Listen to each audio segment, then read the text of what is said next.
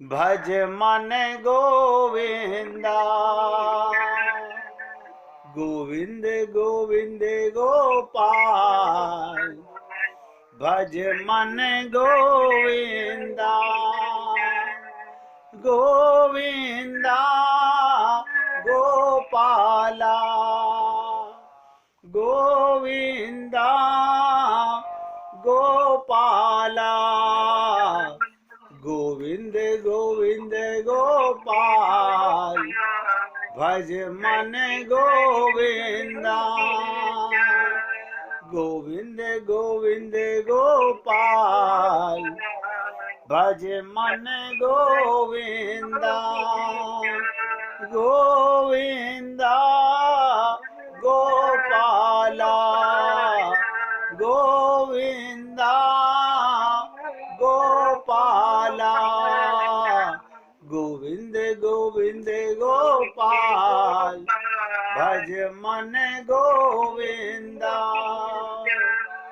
ध्यान से सुनिएगा, भक्त लोग ब्रज में जाकर के भी, वृंदावन जाकर के भी संसार के लोगों से चोंच लड़ाते रहते हैं, यानी शरीर वहां पे रखने का कोई लाभ नहीं है।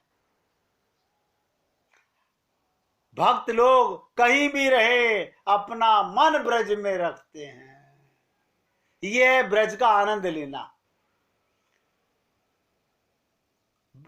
कृष्ण से ब्रज में निवास करने की इच्छा जताते हैं कि हमारा मन, ध्यान दो कैसे वास करें, मन से वास करो।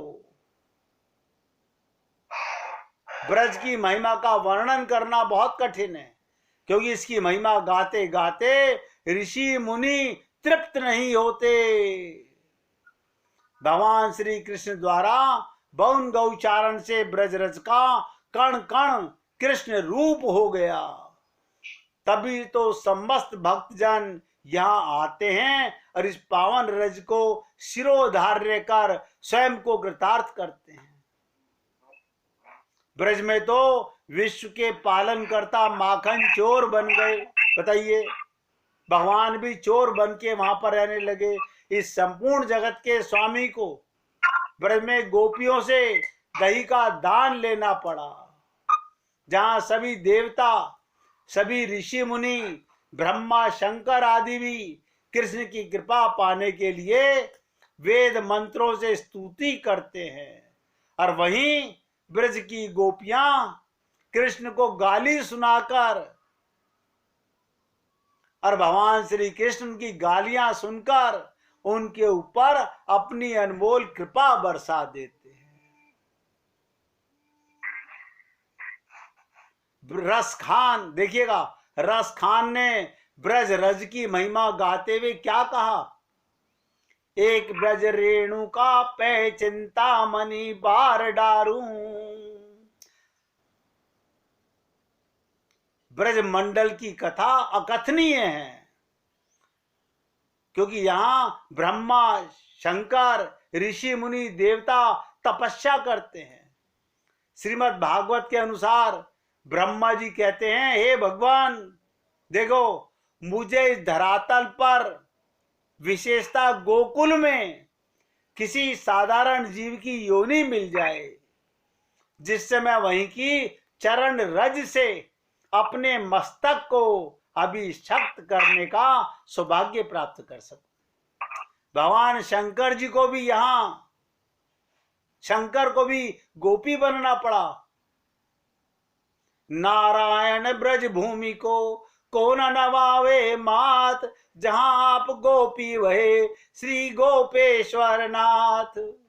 स्वयं शंकर भगवान जहां कर गोपी बन जाते हैं।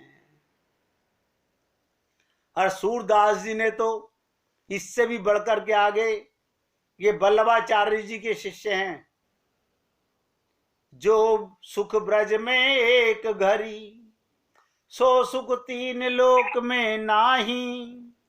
ब्रज की ऐसी विलक्षण महिमा, देखिए, कहते हैं ब्रज की ऐसी विलक्षण महिमा, स्वयं मुक्ति इसकी आकांक्षा करती है। मुक्ति कहे गोपाल सो। अरे मुक्ति कहे गोपाल सो, मेरी मुक्ति बताए। ब्रज रज उड़ी मस्तक लगे, मुक्ति मुक्त हो जाए। क्या क्या कहूं मैं आप लोगों से। भगवान श्री कृष्ण मथुरा जाकर, द्वारिका जाकर,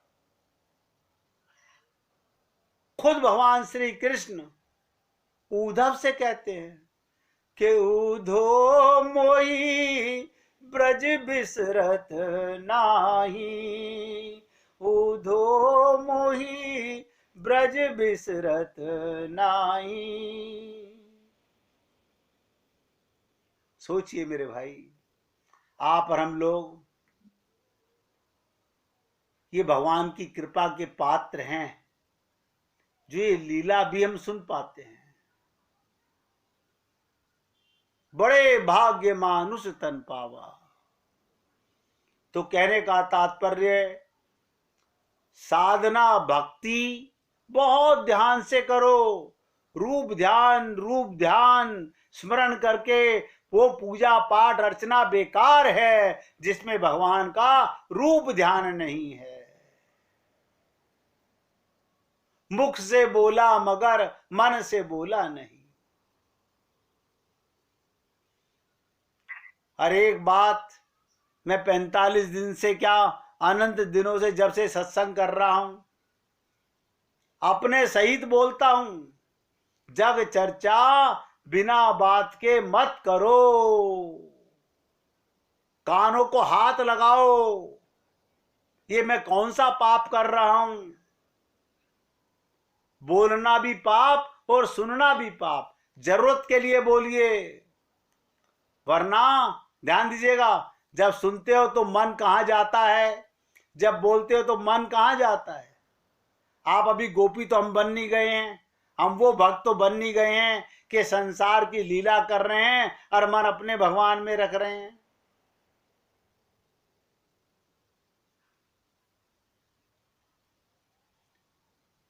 देखिए, भगवान के प्रति सबकी अपनी निष्ठा होती है, अपने अपने भाव होते हैं। एक बाबा का बड़ा प्यारा भाव ठाकुर जी के प्रति।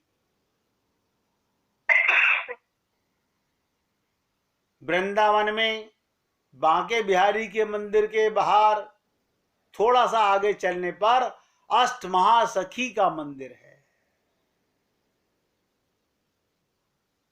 उस मंदिर में एक बंगाली बाबा केवल झाड़ू लगा करके, जो प्रसाद किसी का गिर जाता था वो उठा के इकट्ठा करते थे। उसका भी इतना सम्मान करते थे कि उसका भी अपमान ना हो जाए। और मंदिर बंद होने के बाद वृंदावन में रोजाना कहीं ना कहीं भंडारा जरूर लगता है, वहां जाते थे। और भंडारे से कैसा भोग लाते थे, जो संत महात्माओं की झूठ होती थी, जो पत्तल में संत महात्मा छोड़ देते थे, वो बंगाली बाबा लेके आते थे। और लाके क्या करते थे, आपको ताज्जुब होगा। सबसे पहले अपनी कुटिया में जो ठाकुर जी विराजमान थे उनको भोग लगाते थे। यानी भगवान भी संत का झूठा खाकर प्रसन्न होते थे। और एक बार क्या हुआ, मंदिर में भंडारा था, लेकिन उसमें कुछ गड़बड़ी हो गई, द्वारा भंडारा बनने लगा। तो बंगाली बाबा के मन में आया, मेरे लाला तो भूखे रह जाएंगे। मैं पहले भाग के अपने कुटिया में गए और जाके मिश्री रखी हुई थी डोने के अंदर, उसका भगवान जी को भोग लगा दिया और वापस गए भंडारे में। जब संतों की झूठ लेकर वापस आए अब उनने सोचा भगवान का भोग तो मैं लगा चुका हूं, भगवान का भोग तो मैं लगा चुका हूं। वो जैसे ही वो संतों की झूठ अपने मुख में ग्रास रखा, रखते के साथ ही भगवान ने कहा आज मेरा भोग नहीं लगाएगा। सोचिएगा, भगवान भी संतों की झूठ पाना चाहते हैं। अभी आप और हम लोग क्या समझे इन बातों को।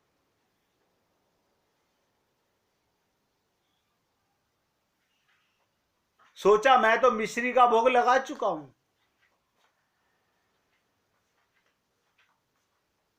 और मुंह में रखा हुआ ग्रास ना निगल पा रहे हैं ना उगल पा रहे हैं, रोए जा रहे हैं बंगाली बाबा। मन ही मन अपने को धिकारने लगे, रे पापी, ठाकुर जी को भोग लगाकर खाता तो क्या तेरा जाता। घर के बाहर तक तो आ ही चुका था, अब तो बाबा को इतना हुआ वो मुंह का ग्रास ना उगले ना निगले। ध्यान दो, 2 दिन हो गए, लोग कह रहे पागल हो गया बाबा, रोए जा रहे हैं। लोगों ने बाबा के सामने डेरा डाल लिया, और बाबा की आंखों से, ये सत्य घटना बता रहा हूं, बाबा की आंखों से आंसू बह जा रहे हैं। भगवान से नहीं रहा गया। क्या करा भगवान ने? एक छोटे से बालक बन के भगवान दौड़ते हुए आए और बाबा का मुंह अपने हाथ से खोलकर उसके मुख में रखा हुआ ग्रास, जो बाल रूप में भगवान आए थे, उन्होंने अपने मुख में डाल लिया। बाबा बाग देखते रहे, क्योंकि इतने दुख में डूबे हुए थे, उन्हें दीन दुनिया की कोई खबर नहीं थी। कुछ देर बाद बाबा अंदर गए और ठाकुर जी के चरणों में गिरकर रोने लगे और बोले, वाह प्रभु, अपने तुच्छे दास के लिए तुमने मेरे मुख का झूठ खाना भी स्वीकार किया। ये सत्य है। भक्त का भाव पूरा करने के लिए भगवान कुछ भी कर सकते हैं।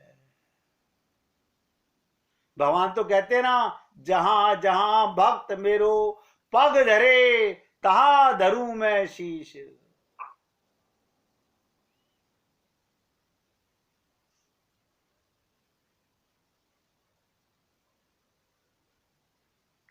हम सब कुछ निर्मल करते हैं, किचन को खूब धो मांज कर साफ करके बर्तन, भगवान का भोग लगाना है, अपनी दीवारें खूब अच्छे से सजाते हैं, पोशाक अपने कपड़े बहुत अच्छे, अपने तन को खूब अच्छा संवारते हैं, सजाते हैं, लेकिन जो करने वाला काम है वो भूल जाते हैं। वो क्या है? असली स्वार्थ। मन निर्मल नहीं कर पाते। सारे दुख का कारण एक ही है, जब तक मन निर्मल नहीं होगा। जिसका मन निर्मल, उसे दुख नहीं होगा। इस संसार में हर प्राणी अपने आप को सुखी रखने का प्रयास करते हैं, लेकिन प्रयास व्यर्थ हो जाता है जब तक हम अपने चंचल मन को बस में नहीं कर लेते। तब तक हम सुख की अनुभूति भी नहीं कर सकते। देखिएगा, सुख भी 2 प्रकार का होता है, एक दिव्यानुभूति सुख और एक आत्मिक सुख। आत्मिक सुख को ही हम भौतिक सुख के सन्निकट रख सकते हैं। दिव्यानुभूति सुख के लिए इस सांसारिक जगत के मोह से ऊपर उठना होगा, उठना होगा। लेकिन भौतिक सुख के लिए मन का संतुलित होना आवश्यक है। हमारा मन संतुलित नहीं होता।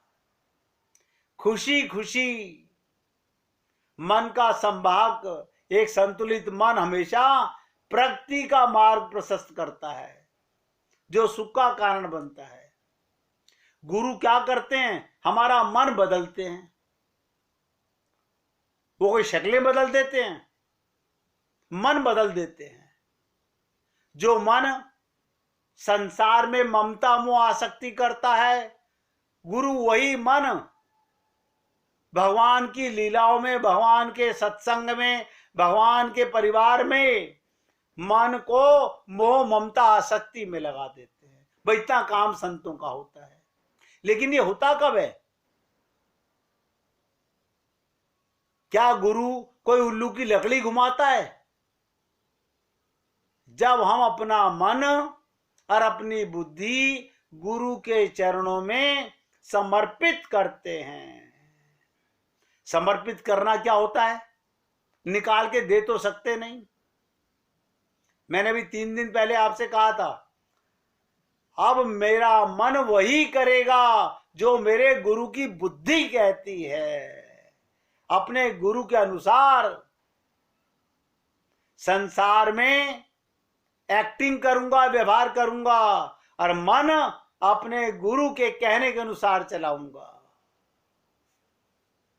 जो परमानेंट सुख का कारण बनता है। ध्यान दीजिएगा, जो तन को खुश रखना चाहते हैं, अपने आप को खुश रखना की कोशिश करने वाले इंसान अपने कर्तव्य और दायित्वों से सदा बंधा रहता है, सदा बंधा रहता है। लेकिन जो इंसान अपने मन को गुरु के शरणागत कर देता है, वो हर परिस्थिति में, कैसी भी परिस्थिति हो, उसमें विचलित नहीं होता। तो मन को, आज की बहुत इंपॉर्टेंट बात बोल रहा हूं, मन को संतुलित रखने के लिए जीवन में नित्य अभ्यास की जरूरत है, जिसके लिए संत महात्माओं के साथ साधना करनी पड़ती है। मन को संसार से हटाना पड़ता है और भगवान में लगाना पड़ता है। अपने मन को कभी कभी हम इतनी भारी कर लेते हैं कि घुटन से होने लगती है। लेकिन जब ये मन हल्का हो जाता है, सब धीरे धीरे ऊपर की ओर उठ जाता है। मन स्वच्छ एवं निर्मल प्रतीत होने लगता है। लोग तुम्हारी बुराई करें, तुम्हें बुरा ना लगे, समझ लो मन निर्मल होने लगा है। निर्मल मन वाला व्यक्ति हर चीज को, बारीकियां को इसी तरह समझने लगता है। उसके बाद वो संसार के द्वंद्व से मुक्त हो जाता है, सुख का आभास होने लगता है। क्यों? क्योंकि सुख दाता तो अंदर बैठा है। मन खाली होगा तो उसका आनंद ले पाएगा। अभी मन हमारा संसार के बाबा, कहां कहां जाना है, क्या क्या करना है, कैसे कैसे करना है, सारा दिन मन यही प्लानिंग करता रहता है। हम आगे की सोच सोच के भ्रमित होते रहते हैं। अगर मैं अपने शब्दों में आपसे कहूं, इस क्षण भंगुर संसार में जो भी घटता है, नोट करो, संसार में जो भी कुछ घटता है वो परमात्मा की इच्छा के अनुरूप ही घटता है। इसलिए स्वयं को निमित्त मात्र समझकर अपने कर्तव्य पथ पर चलकर इस सुख का अनुभव कर सकते हो। भविष्य हमारे हाथ में नहीं होता, रात्रि काल के बाद सुबह का सूर्य वो देखना भी परमात्मा के निर्देश के अनुसार होता है। हमें नहीं पता कब प्रलय, कब तूफान, कब भूकंप जैसी प्राकृतिक आपदाएं आ जाएं, लेकिन हम अपने आप को सदा भगवान की शरणागति में डाल सकते हैं, और इसका सबसे पहले अभ्यास गुरु की शरणागति से ही होता है। तो इसका अभ्यास कैसे करा जाए? सबसे पहले अपने आस पड़ोस के लोगों को सुखी बनाने का प्रयत्न करना चाहिए। किसी से मन में नफरत नहीं लानी चाहिए।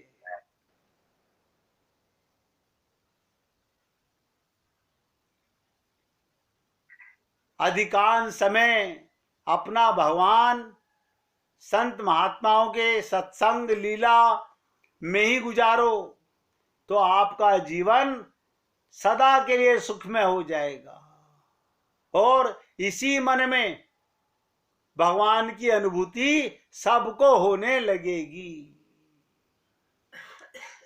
ये मैं आपको दिव्य स्वार्थ की बात 48 दिन में जाकर के आज मैं पूरी कर पाया हूं, और आप सबसे निवेदन करता हूं 24 घंटे ये ध्यान में रखना कि भगवान आपके अंदर बैठे हैं और उनका दूरबीन का कैमरा आपको देख रहा है। मन में किसी के प्रति दुर्भावना आना, मुख से बोलना, कानों से सुनना, हम महापाप करते हैं।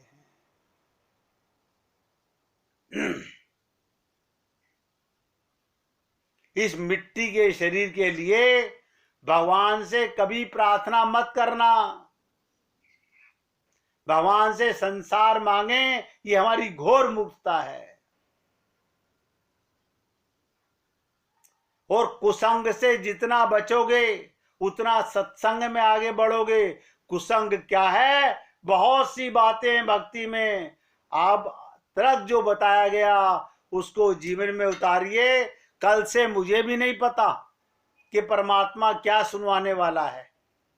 मैं आज धन्य सोई जो निज स्वार्थ पहचाने, इस पर आपके साथ ये चर्चा समाप्त कर रहा हूं और सभी पुण्य आत्माओं से हृदय से निवेदन कर रहा हूं, मैं जो भी कुछ आपसे सेवा कर सका उसको आप कृपा पात्र बन के अगर भगवत प्रेम पाने की इच्छा करते हैं तो ये दास ऐसे ही आपकी सेवा आगे भी करता रहेगा।